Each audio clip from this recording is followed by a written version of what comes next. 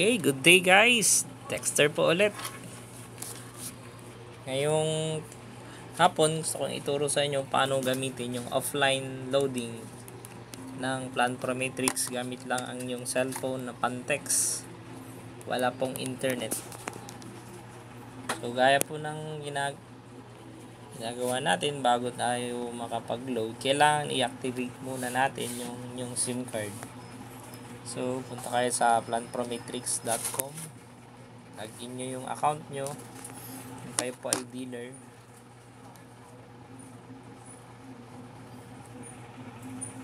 Okay, lagay nyo yung username and then the password.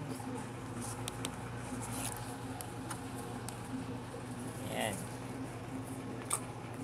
Punta kayo sa may products and services, e-loading, my retailer. Okay. Sa may retailer, dito nyo ilalagay yung number.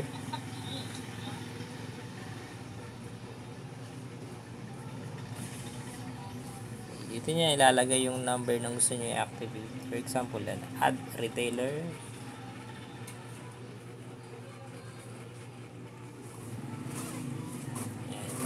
Click nyo ng add retailer, papakita po yung paglagay number. Ayan. Ito yung number ko, 090681 710. Ayan. So, click nyo lang yung register. Okay, naka-registered na po kasi ako dyan.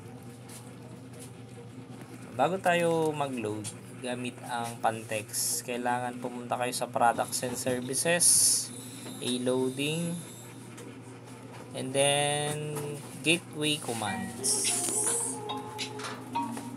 Ito ang gamit ng gateway commands. Ito yung magiging guidance or instruction nyo sa paglulod. Okay. Dapat may cellphone kayo. Ganito ang gawin nyo. Sabi dito, sell product. Lagay nyo muna yung product code, space, then the number po ng customer nyo. And then, isa-send nyo sa gateway. So, saan makikita yung mga product code? Dito rin po, sa may e-loading product list.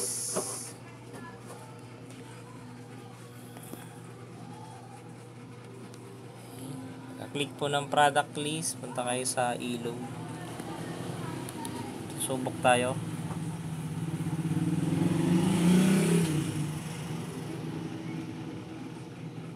Click e-load. Pakita yung mga kayang loadan. Ito, Globe TM tayo. Ayan. So, ito yung mga product code. GMX10, GMX100. Ayan, may mga product code. Yun yung mga klase ng load. Ayan, marami po yan. Ayan, GoServe 50, GoServe 99, Text 10. Ayan. So, marami po. Okay, susubok po tayo. Meron akong dalang phone dito. Okay, susundan natin yung instruction kanina. Dun sa may gateway command. Ayan, diba kanina yung gateway command. Dun natin. Diba? Yung gateway command dito, sabi nyo, para magbenta ng load o sell product, ito type mo yung product, code, space, and account. O, customer CV number. Okay, may dala po akong phone ngayon na pwede natin gamitin. Ito po, di keypad. Okay, may di keypad po tayong phone dito. Pupunta ako sa my message.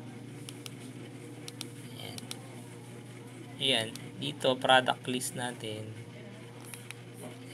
Ilagay natin yung product list. At titignan natin yung mga product list. Balik tayo dyan.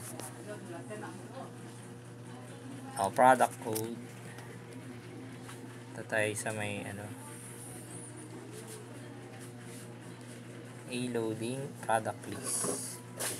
So, after po ng video na to, may atak po akong link. Pwede nyo siyang i-print. Ibigay dun sa customer nyo o dun sa may retailer nyo nagbibenta ng load. I-click mo natin yung e-load para po mas madali. Click e-load. Ayan, click Globe TM, yung TM man yung magpapaload. Okay. Ito yung product list natin, no? Subukan natin yung GMX10. GMX10. Yan. So, type natin yung malalaking GMX10.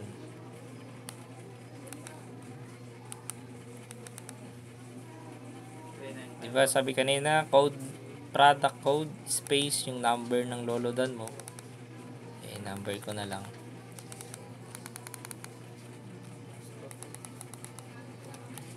So, ganun, no? Yung product code muna, tapos yung number ng customer load mo, o customer number. Yan. Yan. So, ganyan po siya. Product code, space, yung number ng lolodan mo, customer number. And then po dun sa taas sender, yun yung pong gateway. Balik po tayo doon. Okay. Tingnan natin yung gateway ng pagsesendan natin. Kasi Globe TM po yung gagamitin ko. Tayo sa e-load, gateway commands. Yan. So, yung gateway command natin is sa Globe 09. Lagyan na natin 09566 5455 0. So, papakita ko. Okay, tandaan, yung pong gateway, yung po yung doon tayo magsasend. Yan, di ba yun kanina, yung gateway ng Globe 09566545550. So, ganyan. Itong cellphone na gamit ko, ito po yung mga inactivate kong SIM, no? Ginawa kong panload. So, ganyan lang po siya. Ulitin ko, yung pong product code, GMX10 space, yung number ng customer mo, o yung nagpapaload sa'yo. Send mo yung gateway natin, Globe gateway, yan po yung nasa taas, 09566545550. So, click mo lang siya, send mo. Yan, so ganyan. Send mo. Field kasi wala akong load. So, kailangan po, may load po kayo pag kayo naglo-load o nagbibenta ng load gamit ang gateway or itong offline na phone, di ba? Offline phone to mga digipad. Kailangan may only text po kayong pambato ng message dun sa gateway. So, ganun lang. Product code. Wala, ulitin ko. Code, yan siya, di ba? Product code, GMX10. Number ng customer mo, then the gateway po sa may taas sa pagsesendan mo. So, ganun lang po.